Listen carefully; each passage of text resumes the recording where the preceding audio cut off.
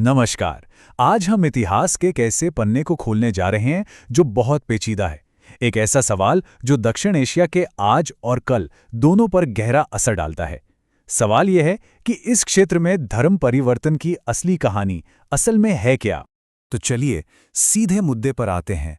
वो एक सवाल जो इस पूरी पड़ताल की जड़ है कि दक्षिण एशिया में आज जो इतनी बड़ी मुस्लिम आबादी है, उसकी ऐतिहासिक जड़ें आखिर हैं कहाँ? अच्छा, तो इस सफर को समझने के लिए हमने इसे कुछ हिस्सों में बांटा है। सबसे पहले हम वंश के सवाल को देखेंगे, फिर हम थोड़ा पीछे जाकर देखेंगे कि इस्लाम के आने से पहले यहाँ का आध्यात्मिक माहौल कैसा था। इसके बाद हम उन रास्तों को समझेंगे जिनसे एक नया विश्वास फैला।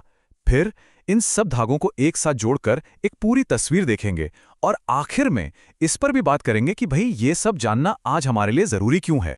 तो चलिए शुरू करते हैं पहले हिस्से से। ये थोड़ा संवेदनशील विषय है।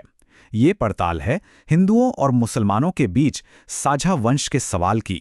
देखिए, सबसे पहली बात जो हमें समझनी है वो ये कि इतिहास कोई स्विच ऑन ऑफ करने जैसा नहीं होता। ये तो एक धीमी बहती नदी की तरह है। ये कहानी किसी एक दिन या एक घटना की नहीं है, बल्कि 1000 साल से भी ज्यादा समय में धीरे धीरे हुए एक बदलाव की है। तो इस 1000 साल की कहानी को समझने के लिए हमें जरा टाइम में और पीछे चलना होगा, है ना? क्योंकि किसी भी बदलाव को समझने के लिए ये जानना जरूरी है कि बदलाव से पहले क्या था। तो आइए देखते हैं कि इस्लाम के आने से पहले यहाँ का आध्यात्मिक धार्मिक माहौल आखिर था कैसा। यहाँ पर एक शब्द बार बार आता है, सनातन धर्म। ये शब्द अक्सर हिंदू धर्म के लिए इस्तेमाल किया जाता है, पर यह समझना जरूरी है कि इसका मतलब कोई एक किताब या एक विश्वास नहीं है, बल्कि ये कई अलग अलग स्थानीय धार्मिक परंपराओं, दर्शनों और सांस्कृतिक प्रथाओं का एक बहुत बड़ा और विविध परिवार है। और जानते हैं सबसे दिलचस्प बात क्या है? इस्लाम के आने से पहले ये इलाका किसी एक धर्म का नहीं था। बिल्कुल नहीं। यहाँ तो बौद्ध धर्म था, जैन धर्म था, अनगिनत लोक परंपराएं थीं, स्थानीय देवी देवता थे, पारसी धर्म भी था। मतलब ये एक गुलदस्ते की तरह था, एक ऐसी जमीन जहां अलग अलग विचार और विश्वास हमेशा एक दूसरे से मिलते जुलते रहते थे और कुछ नया बनाते रहते थे। तो फिर अब आते हैं इस पूरी कहानी के सबसे अहम सवाल पर। आखिर ऐसा क्या हुआ? लोग एक नए विश्वास की तरफ क्यों और कैसे बढ़े? इस धर्म परिवर्तन के पीछे की वजहें क्या थीं? देखिए, इतिहास बताता है कि इसकी कोई एक वजह नहीं थी, कोई एक सिंगल कारण नहीं था, बल्कि कई चीजें एक साथ हो रही थीं। चलिए इन्हें एक एक करके देखते हैं। पहला था सूफी संतों का प्रभाव। उनका प्रेम और बराबरी का संदेश सीधा दिलों को छू रहा था। दूसरा, सामाजिक गतिशीलता का वादा, मतलब समाज के बंधनों से आजादी की एक उम्मीद। तीसरा था व्यापार और शासन के जरिए मेलजोल। जब लोग मिलते हैं तो विचार भी फैलते हैं। और हाँ, चौथा, कुछ हद तक राजनीतिक और आर्थिक दबाव भी थे, जैसे शासकों का साथ पाना या टैक्स में छूट मिलना। इन चीजों ने भी अपना रोल निभाया। इस बारे में एक इतिहासकार की व्याख्या इसे बहुत अच्छे से समझाती है। वो कहते हैं कि सूफियों के आध्यात्मिक बराबरी और प्रेम के संदेश ने लोगों के मन पर गहरा असर डाला और उन्हें उस समय के कठोर सामाजिक भेदभाव का एक विकल्प दिया।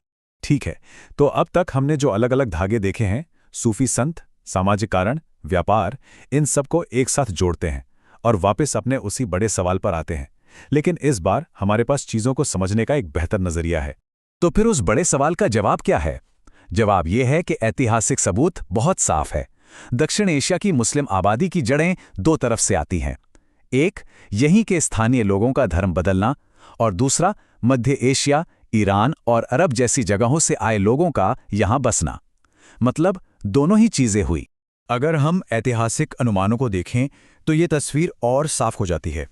उपमहाद्वीप के मुसलमानों में एक बहुत बड़ा हिस्सा, मतलब विशाल बहुमत, यहीं के स्वदेशी वंश का है, और एक छोटा हिस्सा उन लोगों का है जिनके पूर्वज मध्य एशिया, ईरान या अरब से आए थे। तो यहाँ सबसे जरूरी बात क्या है? वो है आम धारणाओं और ऐतिहासिक सच्चाई के बीच का फर्क समझना। कई बार यह मान लिया जाता है कि धर्म परिवर्तन सिर्फ जबरदस्ती हुआ, या फिर ये कि सारे मुसलमान बाहर से आए। लेकिन इतिहास की नज़र से देखें तो ये सच नहीं है।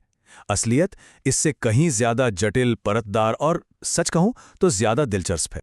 तो अब हम इस चर्चा के आखिरी पड़ाव पर हैं, और यहाँ एक बहुत जरूरी सवाल उठता है कि भाई ये सब सैकड़ों साल पुरानी बातें हैं। आज के ज़माने में इन सब का क्या मतलब है? ये अतीत आज हमारे लिए क्यों मायने रखता है? ज़रा इस एक नंबर के बारे में सोचिए। 1000 से ज़्यादा साल। 1000 साल? ये कोई छोटा-मोटा समय नहीं है। ये जो सांस्कृतिक और धार्मिक बदलाव हुए, ये रातों रात नहीं हुए।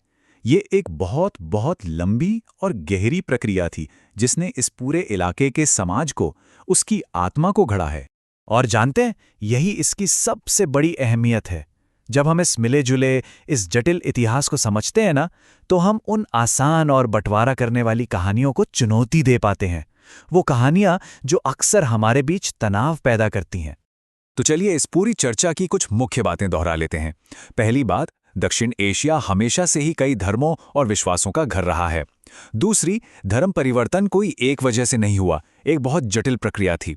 तीसरी, और ये बहुत जरूरी है, कि यहाँ के ज्यादातर मुसलमानों की जड़ें इसी जमीन से जुड़ी हैं, वो यहीं के हैं। और चौथी बात, साझा वंश, ये कोई कहानी नहीं बल्कि एक ऐतिहासिक हकीकत है।